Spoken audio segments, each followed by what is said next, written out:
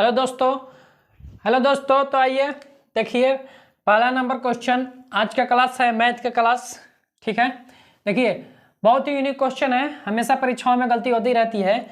ऐसे सवाल को आप लोगों को हम कहेंगे कि हमेशा बना ही लेना चाहिए, देख ही लेना चाहिए, इसको रिपीट कर लेना चाहिए। चलिए 50 व्यक्तियों के समूह में 35 जो है हिंदी बोलते हैं, 25 अंग्रेजी और हिंदी दोनों बोलते हैं एवं सभी व्यक्ति कम से कम एक भाषा बोलते हैं। कितने व्यक्ति अंग्रेजी बोलते हैं? ठीक है, हमारे पास कितने लोग हैं? 50 आदमी है। ठीक है, देखिए हमारे पास कितने लोग हैं? 50 लोग हैं। अब यहाँ आइए कि 35 हिंदी बोलते हैं। यहाँ देखिए बताते हैं, ये एक डायग्राम बना लिए। यदि कहता केवल 35 हिंदी बोलते हैं तो हम इसके अंदर लिखते, लेकिन कह रहा है 35 हिंदी बोलते हैं तो ये पूरा डायग्राम में हिंदी बोलते हैं, मतलब इसको बाहर लिखेंगे 35 ये हिंदी बोलते हैं, ये हिंदी के लिए। ठीक है, देखिए 25 अंग्रेजी और हिंदी दोनों बोलते हैं, ये दोनों के लिए ले लेंगे। यहाँ पे केवल नहीं लगाया है तो यहाँ पे 25 लिखेंगे, 25 हिंदी और अंग्रेजी, ये हो गया अंग्रेजी। 25 हिंदी और अंग्रेजी दोनों बोलते हैं एवं सभी व्यक्ति कम से कम एक भाषा बोलते हैं। सब 50 जो है 50 व्यक्ति कम से कम एक भाषा तो जरूर बोलते हैं। ठीक है, अब देखिए 35 हिंदी बोलते हैं, ये मतलब इसका मतलब दोनों मिला करके दोनों बोलने वाले भी हैं और केवल हिंदी भी बोलने वाले हैं, उनकी संख्या है 35। ठीक है, अब ये देखिए जब 35 में से 25 को घटाएंगे तो कितना बचा? 5 5 0 और 3 में से 2 घटा तो 1, 10। 35 में से 25 घटा दिए तो 10 केवल हिंदी बोलने वाले हुए, 10 केवल हिंदी बोलने वाले हुए। ठीक है, 10 केवल हिंदी बोलने वाले हुए। अब देखिए जब केवल हिंदी बोलने वाले निकल गए और 25 हिंदी अंग्रेजी दोनों वाले हैं, तो अब देखिए 50 दिया हुआ है।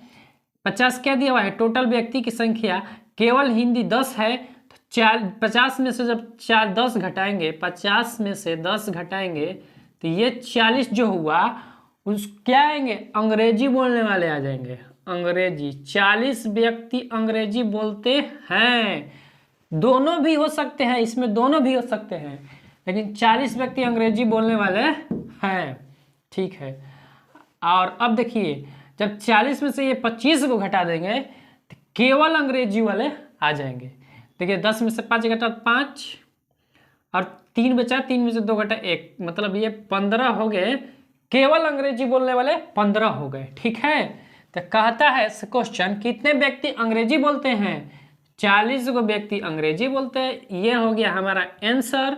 और कहता केवल कितने व्यक्ति अंग्रेजी बोलते हैं तो 15 हो जाता। ठीक है, ऐसे सवाल को ऐसे ही बनाएंगे, ऐसे बनाइएगा, कभी गलत नहीं होगा। दूसरा नंबर क्वेश्चन देखिए, 4 व्यक्ति को 4 दिन खाने के लिए 4 केजी चावल की आवश्यकता है। 20 व्यक्ति के लिए 20 केजी चावल कितने दिन चलेगा?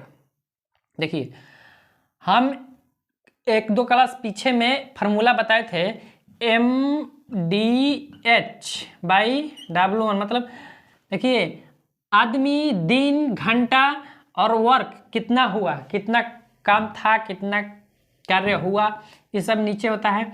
और आदमी कितना लगाए, दिन कितने दिन तक, कितना घंटा तक कर रहे हैं, ऐसे MDH/W1 ऐसे इसको कर करके बढ़ाते हैं। तो देखिए यदि मान लीजिए इसमें घंटा नहीं दिया तो घंटा को हटा देंगे, आदमी और दिन तो दिया है तो आदमी दिन को ले लेंगे, अब बटा में कार्य को कर देंगे। ठीक है, देखिए 4 व्यक्ति 4 दिन, 4 व्यक्ति 4 आदमी 4 दिन। ठीक है, 4 केजी चावल की आवश्यकता है तो काम ही एगो हो गया, वर्क हो गया, तो 4 केजी हो गया। ठीक है, 20 व्यक्ति, अब यहाँ देखिए बराबर में 20 आदमी फिर आदमी 20 केजी चावल कार्य है तो 20 नीचे हो जाएगा। अब गुणा देखिए कितने दिन चलेगा तो 8 दिन चलेगा। 20 से 20 खत्म हो गया, 4 से 4 खत्म हो गया, तो 8 बराबर क्या आएगा? 4 दिन चलेगा। समझ गए? देखिए 20 व्यक्ति के लिए 20 केजी चावल कितने दिन चलेगा? 4 दिन चलेगा इसके सापेक्ष में। ठीक है, अब देखिए तीसरा नंबर क्वेश्चन है, यदि किसी त्रिभुज की किन्हीं दो भुजाओं को एक रेखा एक ही अनुपात में बांटती है तो रेखा को तीसरी भुजा के खाली स्थान होना चाहिए। अब देखिए ऐसे सवाल हमेशा गलती होता रहता है, इसको हमेशा याद रखिएगा। कैसे याद रखिएगा? डायग्राम से, डायग्राम हम बना देते हैं, इसके मुताबिक याद रखिएगा। यदि किसी त्रिभुज की किन्हीं दो भुजा, पहले तो त्रिभुज सिंपल सी बना लेते हैं। चलिए इस क्वेश्चन का यहाँ पे हम सॉल्व कर देते हैं। देखिए तीसरा नंबर क्वेश्चन का पहले एक त्रिभुज बना लेते हैं, ठीक है। यदि किसी त्रिभुज की किन्हीं दो भुजाओं को एक रेखा एक ही अनुपात में बांटती है, मान लीजिए बीचों बीच बांटेंगे तभी तो सेम ये भी सेम हो जाएगा, सेम होगा। एक ही अनुपात में बांटती है, रेखा को तीसरी भुजा के खाली स्थान होना चाहिए।